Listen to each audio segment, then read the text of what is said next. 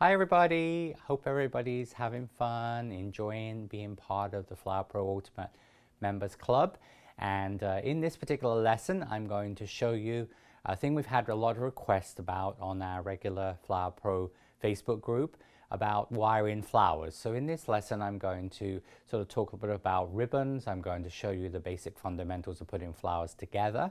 I'm going to talk about sort of like how to arrange flowers, to using picks and different other products, and also going to talk about like accents, things you can add to sort of enhance your spray. So let's get started. So in most flower sprays, usually I'm going to use some ribbons as an accent. Now this is the air drying clay spray. And so in this spray here, I've got two what we call double figure of 8 loops at the end. All right, in most of my sugar flower sprays, because if this was going onto a cake, that means that sort of section there where we have the ribbons is the point of entry into the cake. So it helps to almost like disguise where this goes into a cake. Now, you can, of course, use ribbons throughout the spray, meaning that sometimes you'll see sugar flowers or air drying clay flowers or bridal bouquets in fresh flowers where you will have ribbons integrated throughout the spray. Ribbons are a good way to, first of all, obviously fill in gaps and space. So if you had a limited number of flowers, it is a way to help fill it out. Another thing I do quite a lot of is I'll often will use green ribbon because green ribbon emulates foliage, all right? So for example, like if I didn't have, say, that rose leaf spray there, I could actually cut these tails shorter, but I could have that as a replacement for, instead of green foliage, I could have green ribbons. Of course, they could be a darker green or this brighter green, all right? But in a lot of the flowers I do, so for example, this shows a sugar flower spray here, all right? So you can see here in the sugar flower spray, and you can see here, I have got two again figure of 8 in a sort of mauve color, and this just sort of is again a way of balancing the color. So you see the beautiful callallies. These are the callallies from my Flower Pro Book 2. This is the large size callalli like I have in Book 2 on the cake and showed on the videos. But you see what I've done here is I've taken that purple color and I've added that accent color at the end, all right? So it's a really good way also to balance color. Now sometimes in a spray or an arrangement, like for example, this is a topper for a wedding cake. It's actually like a vase topper. But so this is like a freestanding product. And in some of the later lessons, I'm going to show you how I do these type of, this is really done more as a flower arrangement. When I do wiring of flowers, I'm actually doing more floristry. And this is also floristry, but this will be more like if you took wet oasis and you cut your flower stems and put it in. Now you see how in this spray here, I've got a lot of ribbons, all right? You can see I've got green ribbons in there, I've got purple, I've got blue. And some of the ribbons in there are the green and purple are in a sheer ribbon. That's almost like an organza sheer ribbon. So that also gives a nicer, softer look than maybe a solid satin ribbon. All right, but that just sort of gives you an idea about sort of like toppers. But we will be doing some lessons later on in the club on obviously doing self-contained toppers, which is a nice alternative for a cake.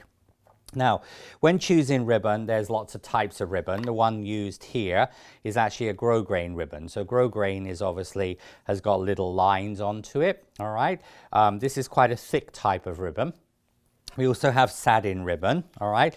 Now, satin ribbon, when you buy it, all right, this is called double-faced, all right? So if you look at this, you see how it's shiny on both sides, all right? So this is called double-faced ribbon, all right? And it doesn't always say double-faced, but when you look at the ribbon, or sometimes, of course, like in a fabric store, you can also buy ribbon by the yard or by the meter, but if you're buying a spool of ribbon, but as I said, this is double-sided, all right? And then sometimes ribbon, you will buy what we call single-faced or single-sided. So this is actually the sort of purple color I use for this particular spray in my class. And you see this is dull on one side and shiny on the other side, all right? So when I show you how to use this, I'll show and explain about how you get all of your shiny side up, all right? Now there are also other ribbons. This is, for example, like an organza ribbon. So this is like a sheer ribbon, similar to the ones used in the posy topper.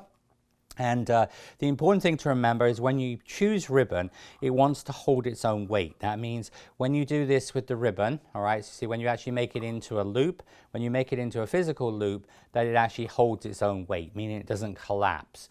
because especially some of these type of sheer organza ribbons, they're very, very soft. They won't hold their own weight. So they're good for like gift wrapping, but not good for using in flowers, all right, because they're a bit floppy. Of course, there are also many other types of ribbon, wired ribbon you can use. And of course, as I said, there's lots of colors and different textures. You can do lace ribbons and things like that can also be used. This, for example, on this knife spray, this is actually like a burlap, a Hessian ribbon with a lacy edge. So you see that's very nice for more of a sort of a rustic look, all right? So there are obviously, as I said, lots of types of ribbons on the market. Now, when we make ribbon loops, all right, in your downloadable materials for this lesson, we has in here, this is from a class, so obviously slightly different formatted, but it says here for the spray ribbon loops, going to make 2 of these. We're going to take a 24-inch piece of green grosgrain ribbon, all right? So we're going to take a 24-inch piece, all right, which is about 60 centimeters, all right? So basically, I'm just going to show you here on my ruler here. So this is 12 inches, so about, as I said, about 60 centimeters, all right? So 2 ruler lengths, basically. It's just an easy, and this is actually the size I do a lot of my ribbon loops, is just 2 lengths of a ruler, a standard ruler, okay, whether it's a metric or imperial ruler. Now, when you make ribbons, all right, in your instructions here, it then says hold in the center, then measure 4 inches, all right? So you'd measure basically 4 inches, or obviously 10 centimeters from finger to finger, and that is going to be the length of the loop, all right? Now, so I'm going to show you this based on your instructions, and I'll show you how you would calculate this at home if you're doing different sizes, all right? So I'm going to start off, first of all, with my piece of ribbon, and I'm going to just take the ribbon, I'm going to fold this in half, all right? And what I'm going to do here is I'm going to fold this in half. Now, I'm right-handed, all right? So I have the ribbon between my left thumb and first finger, with my thumb underneath and my first finger on top, all right? And then what I'm going to do here is I'm just going to measure 4 inches or 10 centimeters. And so I'm just measuring. And then my other thumb on the other end, my right-hand thumb, is going to be thumb on top, first finger underneath. So it's the opposite. So my right thumb is on top, first finger underneath. My left thumb is first finger, my thumb underneath, first finger on top, all right? And then what I'm going to do is literally, I'm going to take my 2 fingers and I'm going to click my thumbnails together, you see? So you take them, so obviously they're opposite, and then when you do this, you click your thumbnails together, and what that's going to do is going to give you your first loop, all right? So I'm going to show you that again. So you just hold the ribbon in the middle. So remember, left thumb and first finger. And of course, if you're left-handed, you just would hold it with your right thumb and first finger underneath, and then your left hand, thumb on top, first finger underneath, all right? So you're going to do 4 inches or 10 centimeters. I'm just going to move my ruler out of the way. And then what I do here is I just take my thumbs and I click my thumbs together. So this will create my first loop, all right? So this is how you would do the ribbon. And then what I'm going to do, I'm using this as sort of like a little bit like when we use a size guide, we use a master size. We're going to use this as our size. You're just going to duplicate those. Now, each piece of ribbon you will take, you're going to twist it so that it's going to sit in the same way. It's going to be almost like a mirror image of the first one. So you see how I just take the ribbon and I'm just going to twist it, and I'm just going to do that in line. So you see how what we have here is we have a figure of 8 shape. All right. Now there is a single figure of 8, which means that when you do that, you would just put the wire over, you cut here, and that gives you a single. But most of the time I do double or triple. All right, double being the most popular. Now the other half of the ribbon, which we haven't used, I'm just going to again, just literally, just each time, you see how I'm just twisting the ribbon here like this. All right, and what that does, it gives me a double figure of 8 loop. All right, so you see how it's like a mirror image. It's the same this side as this side. Now then what I do, I'm going to turn this over, and I'm going to take a 26 gauge wire. Now, of course, when you're doing certain colors, like if you're working on white ribbons, pastel, I would always recommend using white wire. For greens and darker colors like reds, burgundies, some either use white or green. But a lot of times for darker colors, I'll use green. For lighter colors, I use white. All right. So all I'm going to do here is I'm going to place the wire over the top. So I'm going to sort of take about 1/3 of the wire. This is a half piece of wire. Place this over the top, and then I'm just going to fold my ribbon over. Okay. And then what I'm going to do here is I'm going to just tape that, and I'm going to twist it nice and tightly, okay? And it's really important you twist it nice and tight here, because what that will do, that will hold everything together. You see, and this is going to give you your figure of 8 shape. All right. Now then, once you have done that, now a lot of times when I do this, I won't actually trim the tails until after I've got it in the spray. But if you want to do this beforehand, you can do what we call a swallowtail, which is that you cut one ribbon and then the other ribbon like this. So this is like the tail of a swallow. All right, so if you think of a swallow, it's a little bit like the tail of a swallow. Okay, and I'm going to show you some other variations on this. And then normally you would tape this, so you're going to take some half length, half width floral tape, and I generally just going to tape that like so, just taping down the wire. You see? So that's sort of how we do a figure of 8 shape. So I'm just going to show you that one more time. Now this does take a little practice. A lot of you will be ribbon challenge, just like with floral tape. Everybody's in classes a little bit floral tape challenge. But 4 inches, 10 centimeters. So remember, right thumb and first finger, right thumb on top, left thumb underneath. All right, and then you're just going to just click that like this. This is the way I teach it, and just it's an easy way to remember it. And then you're just going to literally just twist the ribbon. So you just hold the ribbon like that and twist it. So you're really just emulating what you'll have. So it's like a mirror image, all right? So that was with the first half, and then you're going to then just twist it. Going to twist it. This will give you your next one, all right? And then what I do is turn this over, usually, and then you're going to take your ribbon, put your wire on the top, you fold your ribbon over, just grab hold of the ribbon, and you want to twist this really nice and tightly. Now, because grosgrain ribbon is quite thick, you have to be, as I said, do a nice satin ribbon, you just obviously is a lot softer.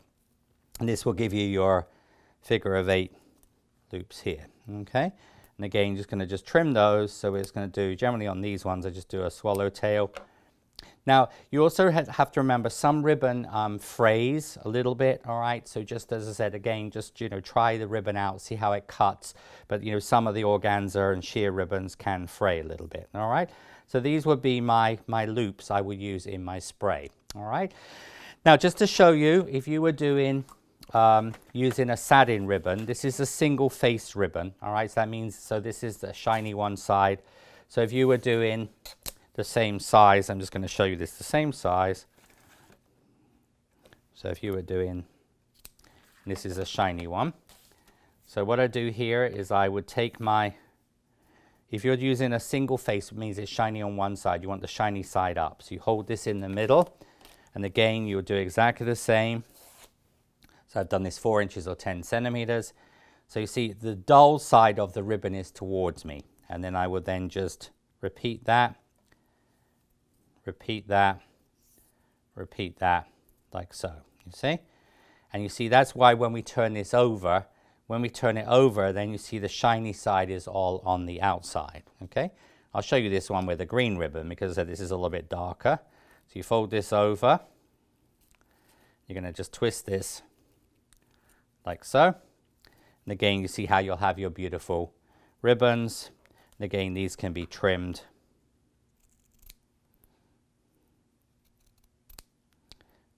Like so, okay? So that's how you would do, and you see this means that the shiny side will be on the outside of this and all the dull side will be on the underneath, all right? Now if you're using like a sheer ribbon, I'm also going to show you, so like for example, if you're doing a larger spray, like a larger bouquet, and you wanted to make bigger ribbons, all right, the thing you generally do is you just would maybe hold this up against your flowers, all right, so if you were, let's say you had big lilies, all right, and you wanted to have some ribbons, almost the ribbon loop generally wants to be about the height of the flower. So if you're thinking of like this height is about the height of a rose, and that's what I have in my spray. So if I was doing a lily, obviously your loop would need to be a little bit bigger, you see? So your loop would be a little bit larger. So all you do is you just sort of hold this up against the flower. So if you hold your lily, and at the bottom of the lily where it sort of starts, you just hold the loop, and then you'll see if that's going to be the right height. Might need to be a little bit smaller, a little bit longer. But once you get that to the right height, then all you're going to do, then you're just going to take that piece of ribbon, and you're just going to measure that on my size guide. So that actually, so is about 6 inches or about 15 centimeters, all right? So if, for example, so you've got 6 inches, so that means that if you're going to make 2 loops and 2 tails, you're going to need 36 inches of that. Or if it's 15 centimeters, you're going to need 90 centimeters, all right? Because basically you have 15 for a loop, 15 for a loop, 15 for a loop, 15 for a loop, 15 for a tail, 15 for a tail, all right? So that's sort of really how you calculate it if you're making double ones. And so when you're using, so for example, so that would be 12, 24, 36, all right, or about 90 centimeters, all right? You see, so this is going to just obviously be a longer ribbon. And then you would hold this in the middle, okay? You see this ribbon is, this is sheer ribbon, but it's also a little bit wider as well. So then you see how I would go 6 inches or 15 centimeters. So then I would make my loop, then I would make my next loop, see? And then here I would make a loop, I would make a loop, you see? So whatever sort of, you make just one loop, measure it, then you do 6 times that length, and that is going to give you a double figure of 8 bow, you see? So this is a sheer ribbon.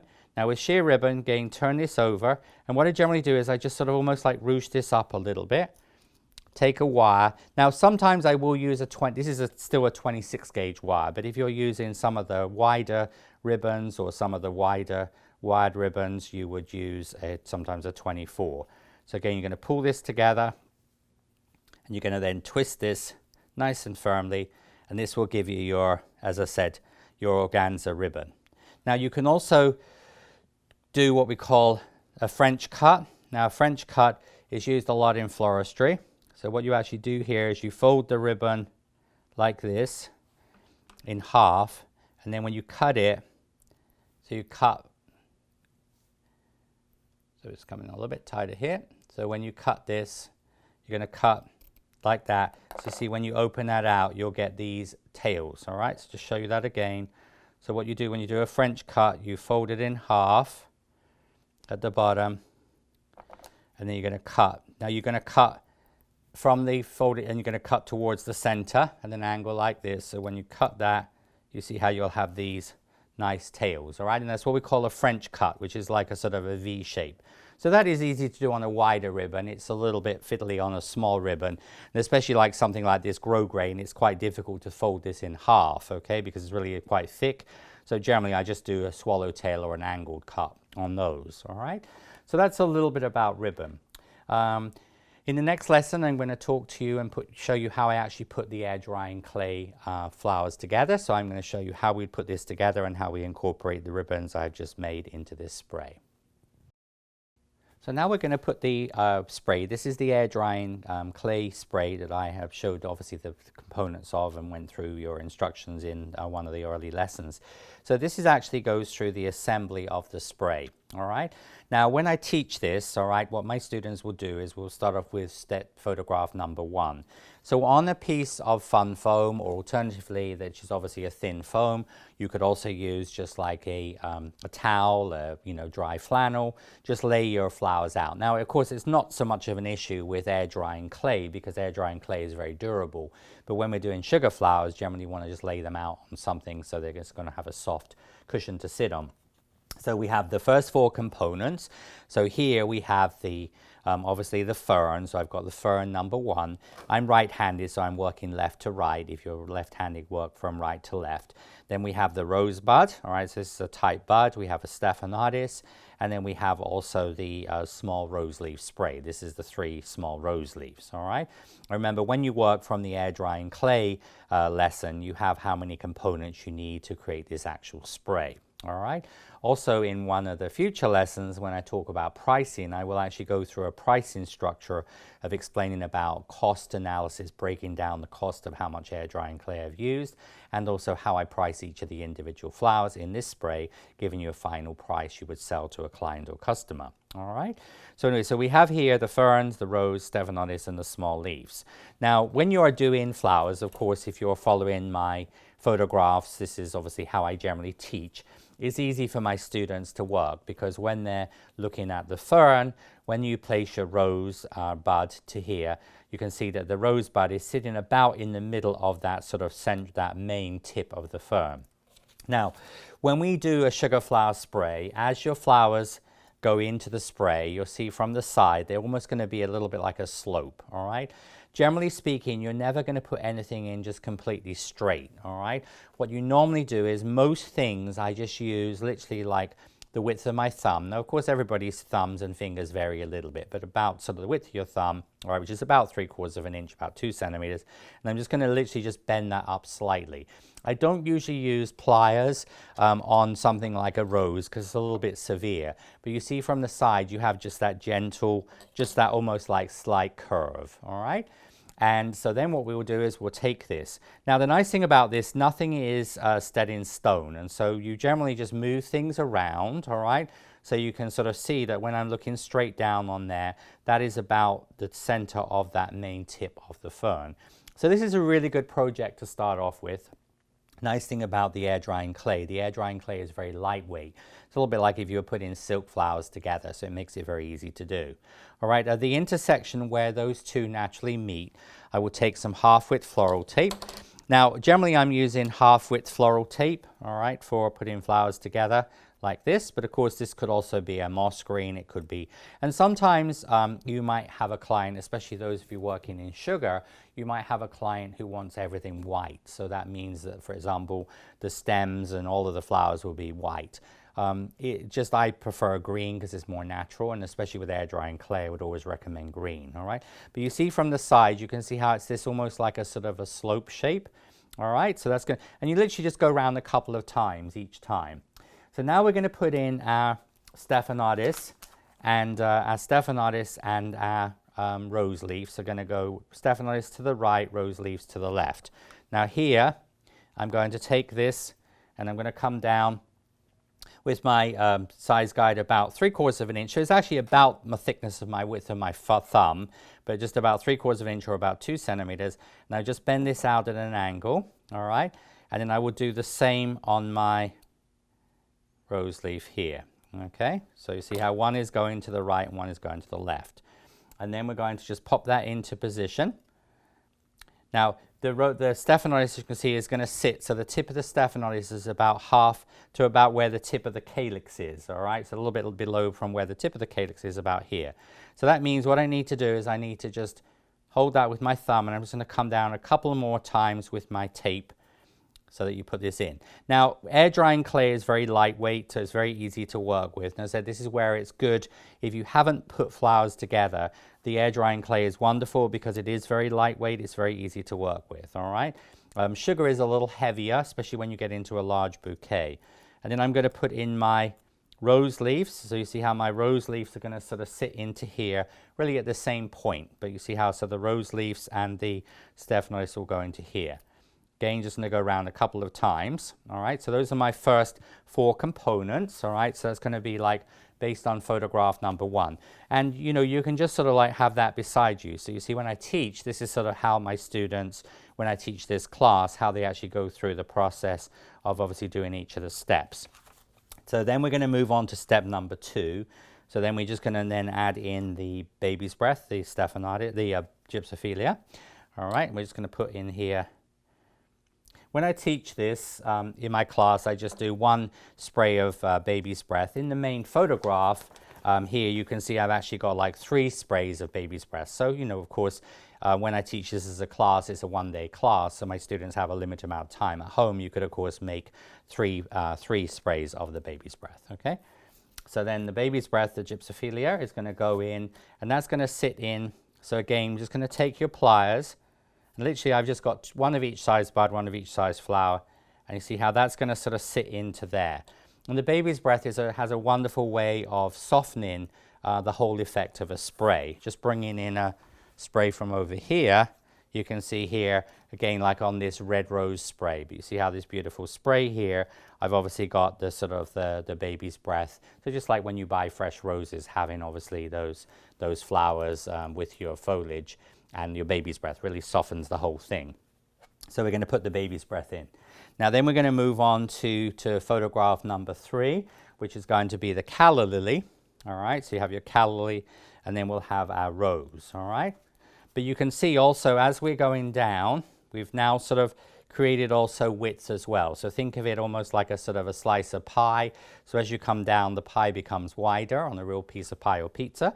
And it's going to be the same with your sugar flowers. And then as we sort of, as we add in the flowers, you can see from the side, you can see how you have this almost like this sort of slope, okay? So we're going to come down a little ways. Now, because the calla is quite long, all right, we're going to take this, and this is going to be held right at the bottom, and just going to bend it at a slight angle, okay? And you're first of all just going to place this where you feel it should go. And again, if you look at the photograph there, you can see how this is going to go in. So it's actually going to go in. So it's going to be sort of almost like about half the length of the here of the bud. So you see how I've actually got to tape down quite a ways here. All right, so I'm just going to just tape down. And remember, if you tape down too far, okay, so then what you do is you just try this out, all right, and see if that's going to work out okay. If you did tape down too far, you could just tape back on yourself and then sort of put your flowers in, all right? So we're going to take now the calla, because I said the calla is quite large or quite long, so that's going to sit in, which I know looks a little strange because you have this big gap here, all right, but this is going to be filled in a moment. So then what we're going to do is going to now take your calla, just go around a couple of times. On this calla, I'm not using any of the tubing because it's not visible, but if you were doing callal's more open structure, you of course could add the tubing if you desired, all right? So then we're going to, so that will be your calla, and then your rose is going to sit in here. Now the rose, again, what I'm going to do is I'm just going to use my fingers. Generally roses, as I said, I'd very rarely ever bend them with pliers because it's a little bit too severe. So what I like to do is, again, just using my thumb, all right, I'm just going to sort of bend the rose up, but a little bit more at a, almost like a right angle, you see, all right? And then that will sit into here. So that will sit into the spray like that. But you can see also from the side, you can see how the height of this is going up a little bit, all right?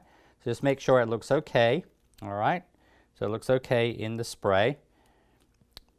Coming from the side here, you can see how you've got this sort of height, all right? And then you're going to tape this in. Now with sugar flowers, all right, sometimes sugar roses, of course, are going to weigh a lot more than this one. So what we will sometimes do with sugar ones is you would take a, if you find your roses a little bit heavy, you could take a wire, like for example a 24 gauge wire, and then what you can actually do here is you can thread the 24 gauge wire over the top there, like so. So just going to come over the top. You wouldn't do this on air drying clay, and then you just would like just twist the wire just a few times, just showing you, and then you see then you can just cut that off, that little tiny piece. So what you're actually doing is you're almost just sort of wrapping the wire around just right at this bottom part here, and that will help to hold things in place, all right? But usually you'd only do that on heavier sugar flowers. Like if it was a peony or something like that, like if this spray was made as a, you know, this is obviously air drying clay peony, but if you had obviously a large peony in a spray like this on a larger scale, that's what I would often do. You can also use little zip ties. I'll be showing you zip ties a little later on when I talk about knife sprays, all right? So you'd put this in here like so, all right? So you can see how now we're at step number 3, all right? Now step number 4 is going to be the stephanotis. So again, I'm just going to bend this just slightly. So you see the stephanotis, and you see the stephanotis will come from behind here, like so, and again at an angle, but you see how that just fills in that space here, you see? So when you put flowers together, it just really is practice, all right? It's a little bit of confidence, a little bit of practice.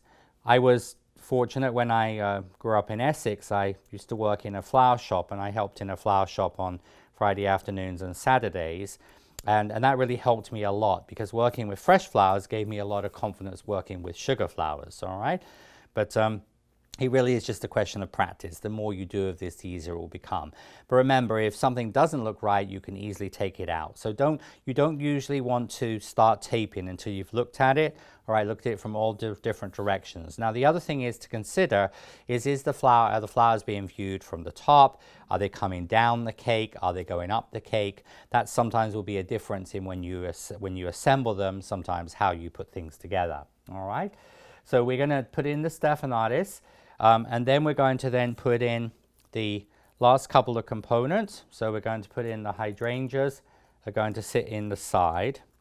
And you see how the length of the hydrangeas is quite long, all right? So you see, because you don't want to put them in like that because you won't see them, okay?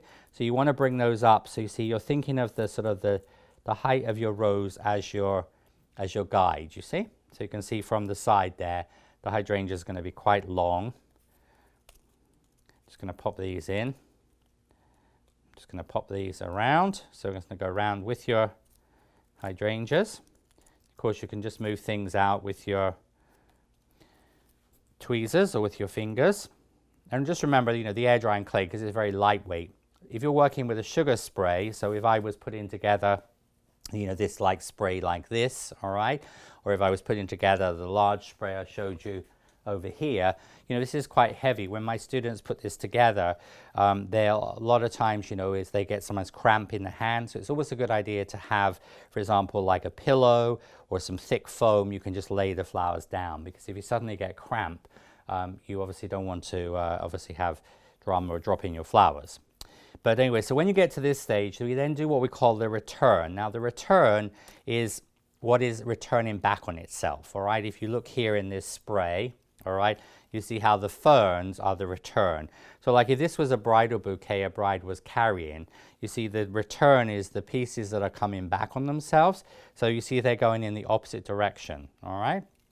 And on the spray here, you can see the return, all right? The return there is actually the, like the trailing eucalyptus, the forget-me-not, the rosebud, and then the other calla. You see how they're coming back. So again, if you were obviously doing this as a bridal bouquet, if this was fresh flowers and you were holding this, you don't just have this big lump at the top, all right?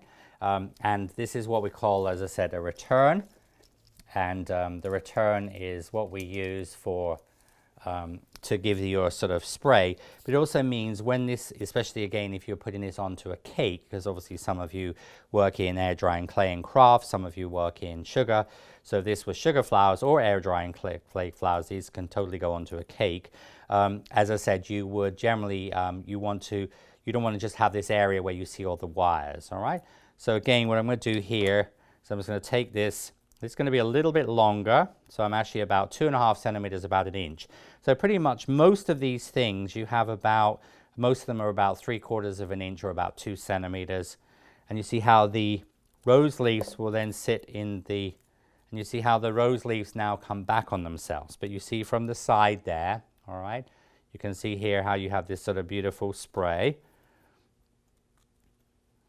And you're just going to go around with your leaves there. But you see how what this has done is balanced, all right? So you've balanced your spray. Now generally when you are doing flowers, all right, when we do a flower spray, we always work in on your main focal flower. Now focal flower in this case is rose, all right? In the spray here, focal flower is also a rose, all right? So that, because generally it would be the largest flower. So in this case, this would be the focal flower, and here would be a rose. These particular roses are made with individual petals. They're veined on my Flower Pro mat, but they're done with individual petals, so right, rather than the blossom cutter one. But here you have the Bouvardia, you have forget-me-nots from your Flower Pro Ultimate Filler Flower. I have a calla from book 2. I've obviously got some other flowers, and some of these we're going to talk about also in future lessons, using your Flower Pro to create anemones and some other flowers as well. But so in this spray here, I have 5 focal flowers. 1, 2, 3, 4, 5, okay? So generally your main flower is your focal flower, right? So focal point, like if you think of focal point of a room, it's the sort of main, like the accent pillow on your sofa, or a piece of artwork or something, a lamp or a big vase, an arrangement of flowers, so that's your focal point. So focal flower is your main flower, and in this case that is roses, and I have 5 of them. But you could also do like 3 roses. So again, in this spray here, I've got 3 roses, all right, and just roses. That's obviously the only flower. And then you have what is called the secondary flower, all right? So secondary flower would be generally, as I said, the sort of the next size down. In this case, in this particular spray, this has got actually really like 2 secondary flowers. The anemone and the calla lilies are both what I would call secondary flowers. And then you have filler flowers, which again, we've got forget-me-nots, we have Bouvardia, we have berries. those are filler flowers, and then we have foliage, all right? So generally speaking, most bridal bouquets, especially when you think about an actual bride's bouquet, is generally going to have obviously a focal flower like roses, lilies. Then you have secondary flower, which could be obviously like a calla or a slightly smaller flower, filler flower, and then foliage. But sometimes you might only have one focal flower, one secondary flower, one filler flower, and one type of foliage, all right? But so in the case here of the roses, focal flower there is rose. There's no secondary flower. Filler flower is baby's breath, and then foliage is ferns and rose leaves. All right, so there are sort of simplified versions of that. But anyway, so then when we get to this point, all right, we're going to now something else when you work on a large bouquet. All right, so when you're working on a larger bouquet like the spray here, all right, the stem of this will get quite. Bring this out, the stem of that will get quite thick, all right? So sometimes when you're working on something a little bit heavier, all right, and larger, you can also just trim out. So occasionally some of these, like little, you don't have to do it on this one, but on, like for example, on some of these smaller wires, as you go, so as you come down the spray, periodically you can just trim out these wires here, you know, because these are just like your little smaller filler flower wires. So what this means, ultimately, your stem won't get too thick and bulky at the end, all right? Because if sometimes you're making a big spray with a lot of flowers, when you get to the end, you can have this really, really thick handle, all right? Now, we're then going to take your ribbons, all right? And so the ribbons are going to sit, one is going to go one side, and so you can just actually take the pliers to bend that in. You're pretty much just going to add that right here, and then the other ribbon is going to go on the opposite side right here. Okay, and I'm going to just tape these in, and then once you've taped them in, you can then just bring them up. But you see how they really sort of just fill out that top, and of course you could trim these as needed, all right? And if you don't want like longer tails, you can just actually trim those to the same length as the bow or just a little bit longer.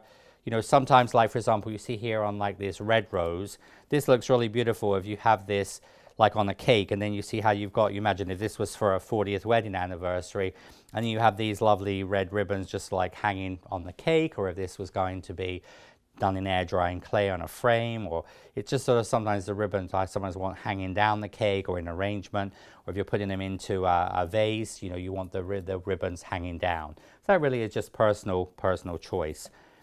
Now you're then going to, so you get to this point here where we've taped everything in. So now we're going to tape down. Now, if we were going to put this into a cake, all right, so if this was going to go into a cake, here in the United States, our standard depth of our cake is 4 inches or 10 centimeters. In the UK, which obviously things are changing quite a lot because fruit cake is not so popular, but in a sort of classic fruit cake, a fruit cake is normally 3 inches or about 7.5 centimeters. In parts of Europe where we have entremet style cakes, which sometimes would have decorations like this on it, that's often 2 inches or 5 centimeters, all right? So generally speaking, if you were doing a standard cake, like here in the United States where we were going to go into a 4-inch cake, normally what I do here is I would make this about, usually about 2.5, 3 inches, about 6 to 7 centimeters, all right? It wants to be always shorter than the cake. Now when you get to this point here, but if this was for air drying clay and for craft, a lot of it is going to depend maybe if it's going to go into a vase. You would often keep it long because then it gives more stability into a vase. But if let's say you're going to hot glue this onto a frame, a photo frame, you of course could just cut this to whatever length you wished. At this point here, all right, so this point where I want to trim it, I'm going to use some wire cutters here. Just going to cut through with the wire cutters. And sometimes on a larger spray, you'll have to separate it into like 3 smaller groups. And then I keep a little bit of tape here, and this is quite important. And then what we're going to do here is around the end here. So on the end here, we're going to just take your floral tape, all right? And you're just going to wrap around the end, and you're just going to come past the end of the wire just a few times, and then you like fold this over, you see? So what I've actually done is I've secured all of those wires into here, because again on a bridal bouquet this is pretty much how we would do that. And then of course we put some type of padding on here, like a and then you'd add usually ribbon on top. But again, if this was going to be worn like by a mother of the bride or the sort of mother-in-law as a sort of bouquet, as a boutonniere, or a corsage, for example, like you could use this for a groom's man or for obviously the mother of the bride or the mother-in-law. This could be worn as a corsage. You don't want to obviously have bare wires here, okay? And that's sort of how you would finish this off. And then of course, as I said, you can usually cut your ribbons to, so then you can, and so that's why I was saying it right at the beginning when I was showing you the ribbons. Sometimes what I'll do is I'll actually wait till I get this put together, and then I would then trim my ribbons afterwards, okay? But you see how you have your lovely spray here, and you see how the green ribbon has really enhanced the look of this. And as I explained when I did the air drying clay, this is really just exactly the same, but this one is done with the peony. So this is the quick peony from book 2 that I made instead of the rose and rosebud. I have a peony and peony bud, and that just gives you an idea of an alternative. But of course, you can also, make a couple of sprays like this for a cake. So you could have these. And then the other thing you can also do is sometimes we would actually wire these together. So you can actually physically integrate those into each other, and then you can wire them together. So you could do, and this would give you a sort of a spray that you could use, you see, in like a long spray. And this would be really pretty, like for say a table centerpiece. You could do this into a vase. So that could be done like that, or you can actually just take both your wires. All right, so generally when you get to this point, you just will take your wire here, and you just right at the bottom there, you're just going to bend that down at a right angle. So of course you could take the other one, like that. And of course then you could also just wire those together as well. So you see you'd actually just wire the two stems together, and that would make obviously a spray.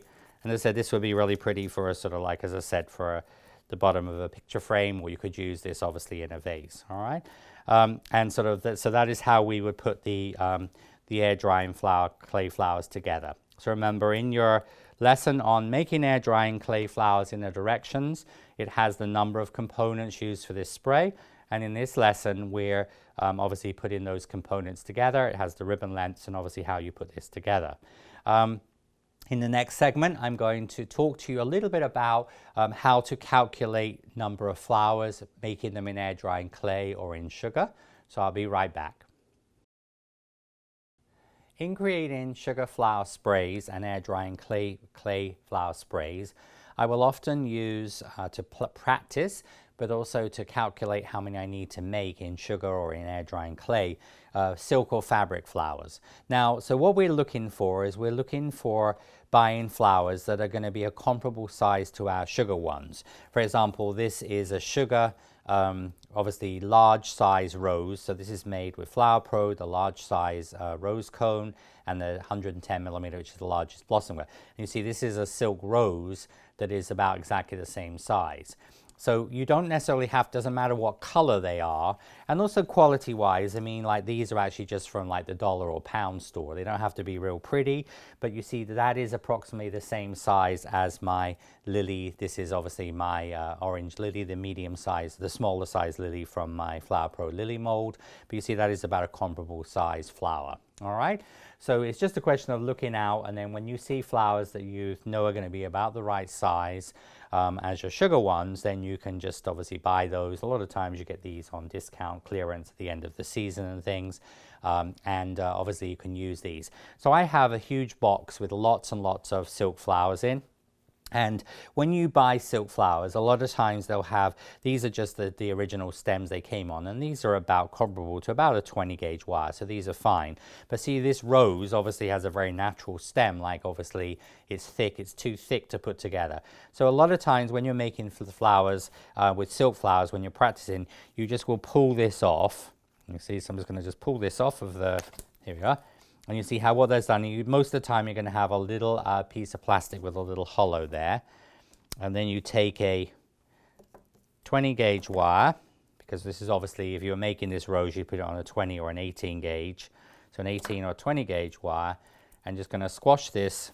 And then what I would do there is just sort of make sure that's going to fit into there, okay? And then normally, just going to take a little bit of hot glue. So I'm just going to take just a little bit of hot glue. Or you could use like a PVA glue, but the hot glue obviously sets instantly. Just going to pop a little bit of hot glue onto the end of this, and then I'm just going to pop that into that center there, like so.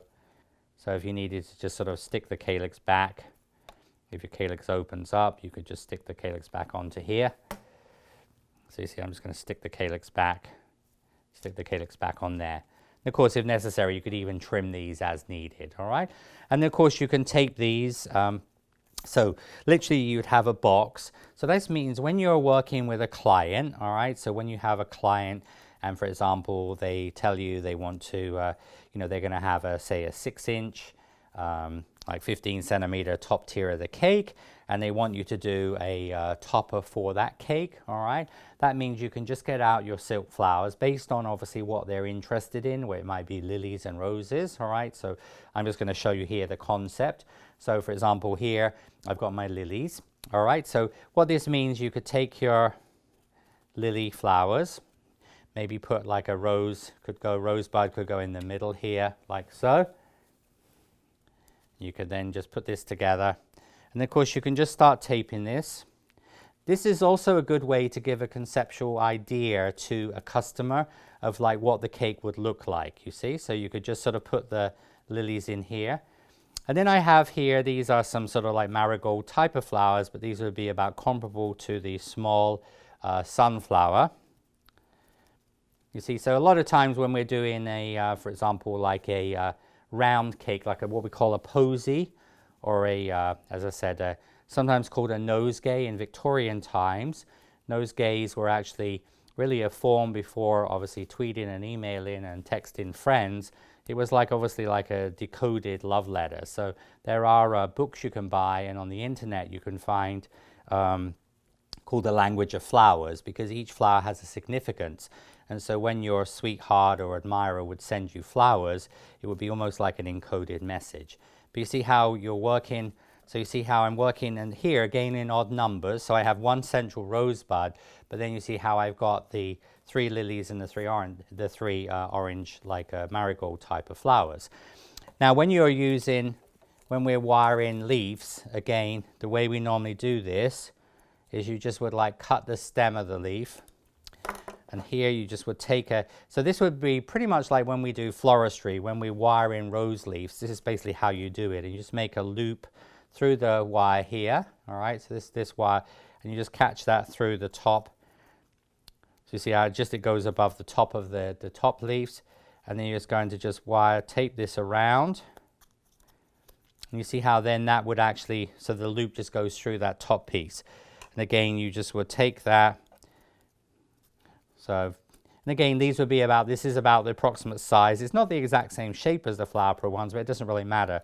But this is the comparable size of the extra large Flower Pro leaf cutter, and then the large Flower Pro leaf cutter. All right. I've also got some leaves here that you could use, like for example, like the daisy leaves. You could use obviously some of the other like poppy leaves, to give you that. So just remember, the thing is you want to try and find things that are comparable size, okay? Now it might also mean you might need to trim something down, so you could actually just use your rose leaf cutter and just draw on that and just trim it to that basic size. You see? So you just would then go into here, so these are going to go out where the orange leaves would be, like this.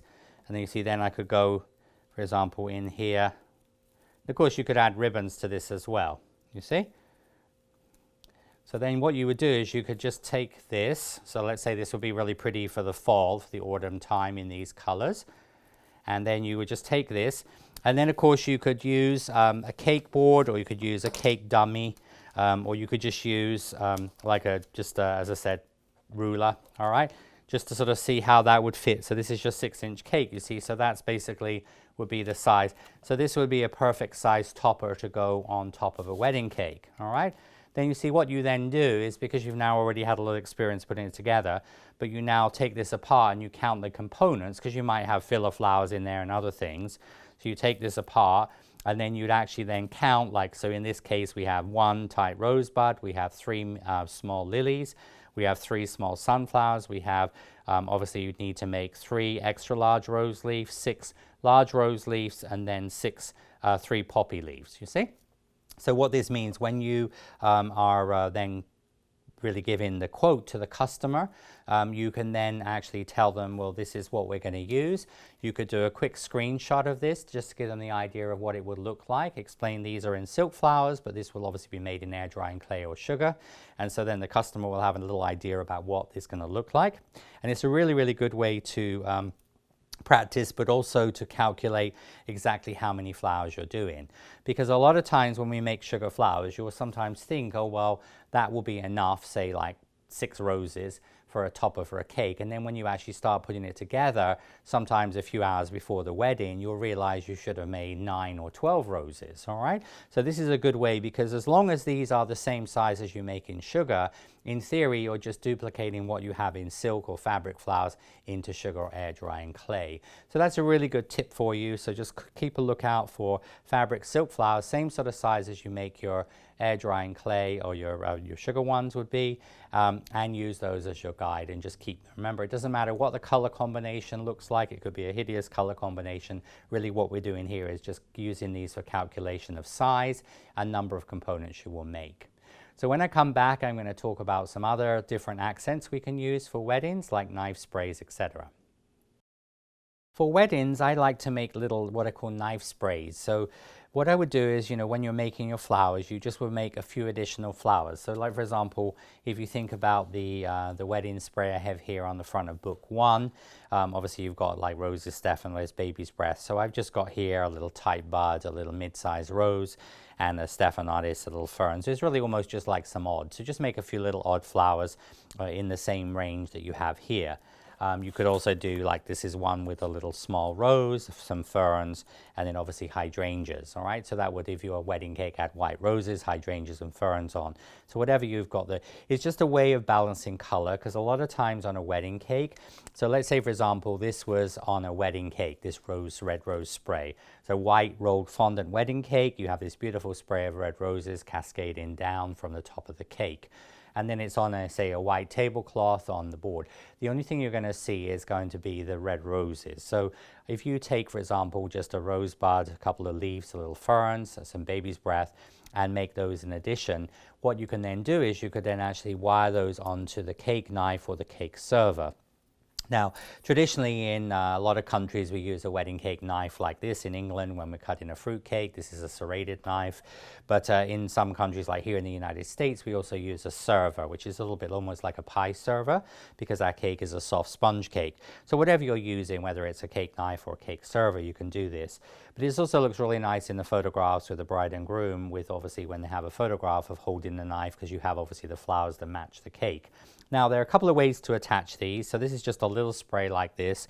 One way would be just to take some white wire. I have here some, this is a 24 gauge wire. So what I would do is here I just would thread this through, full length wire, just thread this through the spray. Just to go around a couple of times like this. And then you see you can actually then just wire this onto the knife. Just be a little careful obviously with the blade there. But just where the handle of the knife is there, I'm just going to just go around with my wire. Again, I'm just going to twist this a couple of times, and then you can just take the wire. And you might want to put gloves on when you do this, cotton gloves or latex gloves, just so you don't get sort of, especially if the knife is being cleaned with silver polish or whatever. So you're just going to just obviously just wire that around a couple of times. And then we're going to take one of the pieces of wire, and then we're just going to twist that. So you can just twist it. Just going to trim this off. So that's just done with wire, which is sort of simple to do. And then what I would normally do is, I've got the same ribbon I used on the spray, so I just would then take some more ribbon. And then what I'll do here is I'm just going to go around with the ribbon. So I'm just going to go around 2 or 3 times. Really what you're doing is you're just disguising where see how I've just gone round with some ribbon around here. And then literally you can just tie a knot in the ribbon. Just do that at the back, the underneath there. And of course you could also, so you could just cut that, or you can also just make here, we can actually make just an additional bow as well. So you could then just make a little tied bow. Let's pull this through. So you see how I've just made an additional little bow here, like that. Then you can just trim off your ribbons, like so. This is just a little acrylic knife rest. So basically what it is, a piece of acrylic with obviously this, and you see then your knife can just sit onto here. So then when this is put on the table, it means that you have obviously this nice knife spray. So then when the bride and groom come up to obviously to cut the cake, they're holding that, you're going to have this nice spray of flowers in the photograph. It also, you know, it just adds a little bit of color balance to the cake spray.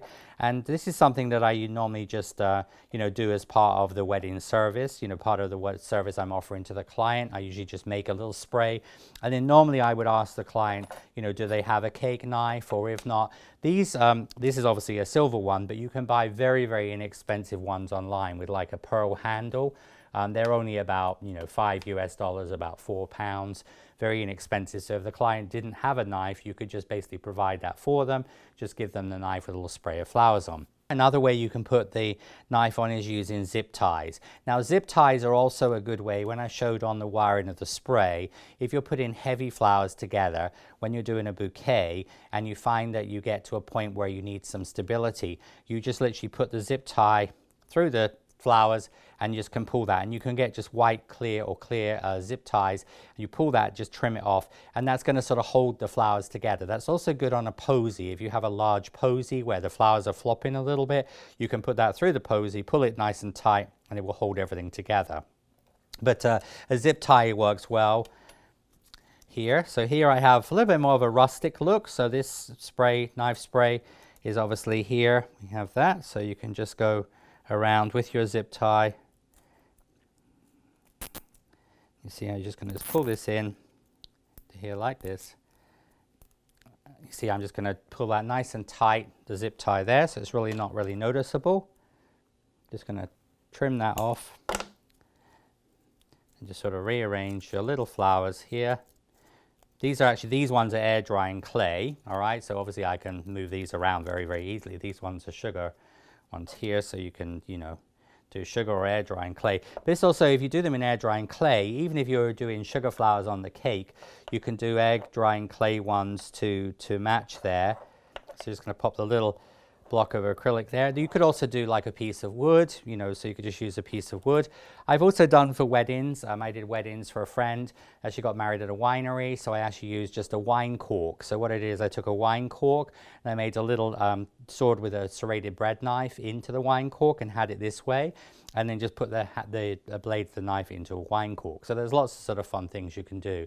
But you see here how you would then take your, and this would make knife sprays, all right? So these are a really nice addition to obviously any wedding, any celebration, 50th wedding anniversary, whatever. You can do some really fun things. But with your air drying clay, this makes also a lovely keepsake.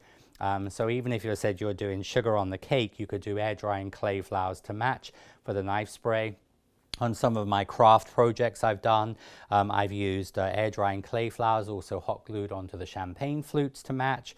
So that means you have the two champagne flutes and the wedding cake and everything will match beautifully. But these make really nice keepsakes for the client or the family to remember the beautiful wedding or celebration from. All right. Now in the next segment, I'm going to show you some accents we can use in amongst flowers for sprays. So in this segment, I'm going to talk a little bit about using other accents rather than ribbons. So something I use a lot of are wire loops and like little curly cues, look a bit like corkscrew willow. So this is some, here I have a 22 gauge brown, a white wire. I've got, it could be white or green, and I've got brown floral tape. But you can do this with green, you can do this with also, floral tape comes in gray, pastel colors, also comes in silver and gold. Just using some full width brown tape. And what I would then do, you just would start taping. So I'm just going to tape about 3/4 of the wire, like this. And I come down. And then when we get to the end of this, we're going to do this very much like we will when we make the sweet pea tendrils. We are going to get to the end of the wire, and you're just going to literally just carry on twisting just as though the wire is still there. See, that's the actual end of the wire there. So you're just going to just twist with your fingers like this, all right? So that is just literally just twisted floral tape. Then you cut that. Now cut it at an angle so you get like a little bit of a taper on the end there. And then you can use, like for example, this is a poly dowel. You could use a wooden spoon handle. This is a medium pin, basically just sort of something about the size on average of your little small pinky, your little finger, okay? And so then what you do is you would take the wire and you just would wrap that around. So the top of this part is just wrapped around here. And then when you take this off, you're going to get this almost sort of like a little like corkscrew, as I said, willow. So you're going to get this little curly Q. Now these could be used standing up in a tall arrangement to give height. It's fun as well because you can actually do these in white. You could then use, for example, for craft, you could spray these with spray adhesive and then sprinkle them with glitter. You could do these in white, for example, for a wedding cake, a winter wedding cake, do these in white. Brush glaze on here or spray lacquer. And then what I've done is I've used some of the like disco hologram dust, which is a sort of non-toxic product we use on cake, and done like the snow sparkles. You're going to get like frosty branches. So there's lots and lots of fun things you can do with this. In this spray here, you can see this is, for example, a photograph of a spray I made where I did it in white, green and black. And what I've actually done here is you see how I've used these in the bottom of the spray there. So I've got a couple of these wired into the spray. You can see here the first stage of the spray where I've got the actual little branches wired into there. This has got some dendrobium orchids, some calla stephanotis, some white iceberg roses and some berries. But it just gives you an idea about how you can use those. And then the other thing that I use a lot of are, for example, like different shapes. So here you can see we actually have like 3 black loops. This is just an alternative, although I still have ribbon in there, but it's a nice way in a more contemporary arrangement to create this effect. So this is actually black floral tape, so you can buy black floral tape. And what I've done here is I've just taped down from top to bottom on a 22 gauge wire, like this. And then you decide on how big you want this to be. So you're just going to go around a container, just something size, circumference you want it to be. So you see that's going to give you the round shape. Okay, and then all you then do is you just tape that where that meets. And you see then these would just be added here in this spray. These were added to the roses. So for example, this is a rose spray. So let's say, for example, this was for, 40th wedding anniversary and you had red and silver. You could do these with silver floral tape. Alternatively, you could just use white floral tape or gray floral tape and paint them gold or silver. And then you see, then you could actually add, for example, like 3 of these loops, 1, 2, 3 in silver or gold on, say, yellow roses, just to match in with the sort of the color scheme of the celebration or wedding. So it's a really sort of fun thing to do. And you can do, also you can change the shape of those. You could make them into more of like an elliptical shape like this. So if you were doing, let's say, a tropical arrangement, you could do this in green and you could put these in to emulate more of like a modern contemporary style leaf.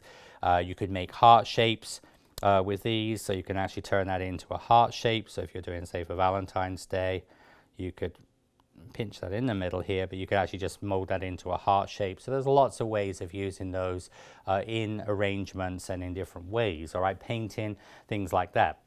On my daffodil, on my lesson on making daffodils, I showed how to make also the daffodil loops, leaves into loops, and was explaining this is something I use a lot. So in, for example, sometimes when I'm doing an arrangement, I would use daffodil leaves. So again, just showing you in here, but you see how you could actually add these into with your, you see how that looks really nice. And especially when you would use in certain like more modern tropical flowers or things like that, you could use these daffodil leaf loops like I showed on the daffodil class. If you haven't watched that, that's the daffodil using the Flower Pro Ultimate Sunflower. But you could use these leaves in amongst your roses or your, as I said, more contemporary style flower. So as an alternative on, say, this cake here, you could use those to create this sort of more modern look to the spray. All right, but there's lots of accents. I mean, sometimes people use pearls and feathers and different things. I'm not a great lover of some of those because I find they're a little bit distracting away from the beautiful flowers. But that is, as I said, some things made using floral tape. In this last segment, I'm going to talk a little about ways of obviously inserting flowers, mostly into cake. So this is not necessarily so much for craft application, but also if you were using air drying clay flowers in a cake would still be the same. Now, there are many options we have. This just shows a few examples. Going to just talk about those in turn. So first of all, these are called poly dowels, all right? These actually have a ribbon in them, so you can see they're sort of, these are the regular size poly dowels. I do have these made on my website in the my signature green, but these are available in the UK in white, obviously, and they have the 2 sizes as well, but they're just called poly dowels. And but these are food grade plastics, so obviously these are made to go into cakes.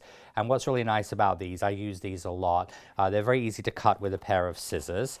And so, for example, if you were going to use your air drying clay spray and you wanted it like standing up in a cake, so what you do there is you just would cut this generally to the depth of the cake, all right? So that would be 7.5, 10 centimeters. Usually cut it just a little tiny bit shorter, so I'm going to do this about 9.5 centimeters, about 3 3/4 for a 4-inch cake. And you see then this fits beautifully on the end of on here. Now, when you put that on, you see this is a nice snug fit, all right? So that is a perfect size. So if you're going to stick this into the cake, so then you just would basically take your pair of pliers, you'd push this into the cake, because you never should stick wires directly into a cake, whether they're sugar flowers, air drying clay flowers, because wires can go rusty. It's also not food grade, so you always have to have a barrier between the cake and the flowers. It also means the client can then just pull the flowers out and take them. Now, if you put the flowers into, say, the straw, and they're moving around a little bit, meaning it's not a snug fit, what you would then do is you just would come back and just take your floral tape, and you just would go around a few extra times, like this, just a few extra times with your floral tape, just at the point where it meets the straw. So then when that goes into the straw, it's going to give you a really nice snug fit, all right? So that's sort of how you would use this into a cake. And of course, you could also do this if you were doing this onto a cake where you wanted it like laying on the top of the cake. You could bend this at an angle, so you'd actually have your stem at an angle, and again you just would put this in, and then again this would just go into your cake, and then once you get it in the cake, you just move your ribbons around like so, and you just would then take that, and then this would actually be inserted into the cake or coming down the cake on one of the tiers. You could of course also have this coming down at an angle like this, so this could be pushed into the cake, so it would go into the tiers of a cake, so then it would cascade down. Now, in most of my Flower Pro videos from my obviously Flower Pro line, most of them I do show how to take the flowers like the peonies and the sunflowers and the different flowers that I've used and use them in different ways on cakes. So if you haven't watched all of those, go back, because each of them focuses on different things. I'm just really doing an overview of things we use. This is good for a larger spray, like when we do, for example, like a big spray, all right? And on actually my peony video, I showed how to do this. And that is if you take two small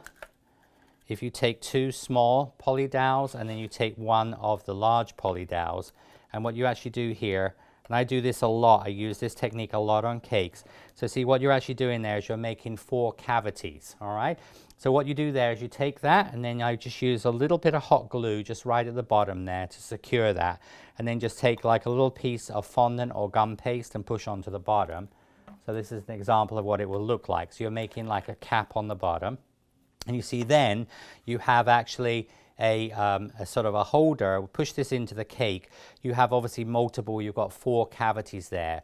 So on the, for example, on the peony video, I show using the peony leaves and bud coming from one, then I have the flower in another, and then I have the 2 sets of leaves in the other 2. So that is also good for like a topper. If you wanted to arrange the flowers into a topper and you don't want to actually sort of like wire the whole flowers together, you could push this in the top of the cake, and you could even do 2 or 3 of these like in a triangle, so you'd actually have 8 or 12 cavities, and each of the wires will go into these like a little holder.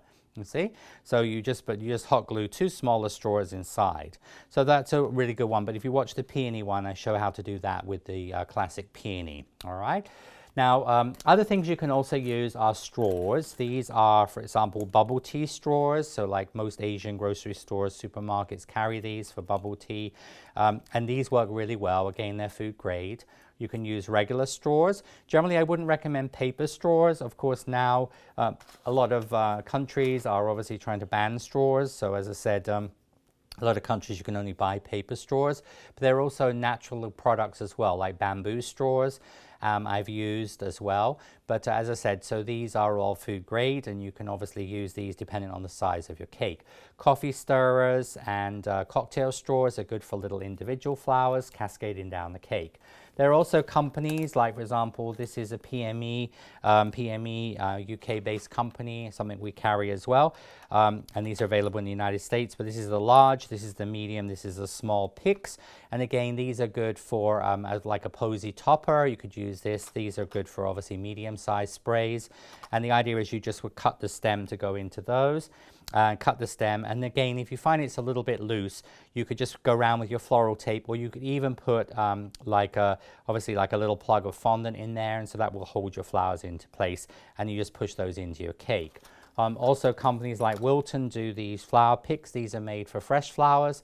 The idea is you fill this with water, and it has a little rubber seal on the top of it, but you can just take that off, and then again you can use this for like a posy topper for a cake. All right, so there are lots of different options you have there for straws. But anyway, so those are things I use, but I personally use a lot of the poly dowels when I'm doing cakes. I use a lot of these poly dowels, very easy to use, but also they're so easy to cut because they're very easy to cut. You see, so you can cut these very easily to whatever depth you need for your cake. And you'll see me use these a lot in my different Flower Pro demonstrations on the ends of the videos. All right. Another product from the UK is called Safety Seal. So this is a product called Safety Seal. And this is a food grade wax, all right? So the idea is I've already melted this. You just follow the directions. So you melt this for about 2.5 minutes in the microwave. But this is really good, like if you were doing a cake where you were doing like a rustic cake and you needed to, say, put a real branch in it. Of course, this could be made with wire and floral tape, but if you wanted just to do, as I said, like an actual branch in a real, like a naked cake, what you can do there is you can just dip this in, and you can do a second dip if you need to as well. But this forms a food grade barrier. This product is available on Amazon. You can get this in the US and in most countries. But as I said, it gives you a food grade. Some people have used chocolate, melted chocolate, but this is very convenient to use. So if you were going to use, like for example, silk flowers or an air drying clay, say large peony, this is actually silk one, you could again just dip that into the Safety Seal, take that out, and just give this a couple of minutes. And what this will do, this will actually form an airtight food safe barrier. All right, this means that you don't have to use necessarily a straw there, although you could, but what it means is you basically can push this directly into the cake surface. Like if it was a semi-naked cake, you push it straight into your cake, and what this would do, this would stop this. This is also great if you ever have to do fresh flowers, like if you took organic, say fresh roses, you just dip the stems of them in this product, and that will form a food safe barrier, because sometimes a bride might be insistent on a wedding cake of having fresh flowers. This is mostly more for cake side than craft side, but we can use this product. Also, like for example, this is like my beautiful antler from my Flower Pro from my antlers. So again, you see I could take this and I could just give it a couple of dips like that. And you're just going to let this dry. And when it dries, it will dry opaque, all right? So you can see it's starting to go a little cloudy. We just leave that for a couple of minutes, and you could do a second coat if you wanted to. And then once that is firmed up, I could push this into a semi-naked cake. If I wasn't using this product, I would just use a straw like this or a small drinking straw. That would be how you would put your flowers in, calla leaf flowers like that. And then the idea is you just leave this to solidify, and then once it's solidified, you see how that's going opaque now? So I could just do that another little hit there, and you're just going to carefully put the lid on, you let it cool, and just put it away. So this lasts forever. And you see how that's going to give you this, this food safe barrier against your cake. because as I said, you never want to stick your wires directly in the cake. You will see a lot of people on the internet where they stick flowers in directly into the cake, but as I said, you have to think about the health risk. Wires are not stainless steel, they're steel. If you wash a steel knife or a steel cookie cutter, you don't dry it, it will go rusty. I've actually seen wedding cakes where when the sugar flowers have been removed from the cake, they're actually rusty inside the cake. So that obviously would be contaminate your cake. I've also seen wedding cakes where flowers have been pushed directly in the cake, and when the caterer or whoever's cutting the cake pulls the flowers out, the floral tape becomes unraveled because it hasn't been taped tightly enough and stays inside the cake. So those are all things that you never want to do. So you always want to make sure you use a straw, a posy pick, something that's going to obviously, as I said, act as a barrier for that. So once the flowers are taken off of the cake, then you can use little stands. These are little holders, small and large. So this is a really nice way for a customer, a client to obviously arrange these. As I said, with air drying clay, these could be hot glued onto a frame, and then obviously, say for example, a 50th wedding anniversary, you could have a photograph of the couple and then have the beautiful yellow roses, let's say from the cake, used on the frame. You could put these into glass domes. You can do all sorts of sort of fun things with them, and especially with air drying clay, it's a little bit more feasible to keep in and use in the home than obviously sugar. And so that's a sort of fun idea for that. In some of the upcoming videos and classes, I will be talking about hoops. So sort of these are some of the Katy Sue hoops. So I will be showing you how I use these. We have some new ones we're working on at the moment. So I'll show you how they work to do beautiful sort of wreaths and hoops on wedding cakes. So those will be in some of the upcoming classes and lessons. And as I explained earlier on, also I talk a little bit about, I will be showing you how to do some self-contained arrangements. So basically how you would do a topper, like the Wedgwood type of vase, how you'd arrange flowers into that.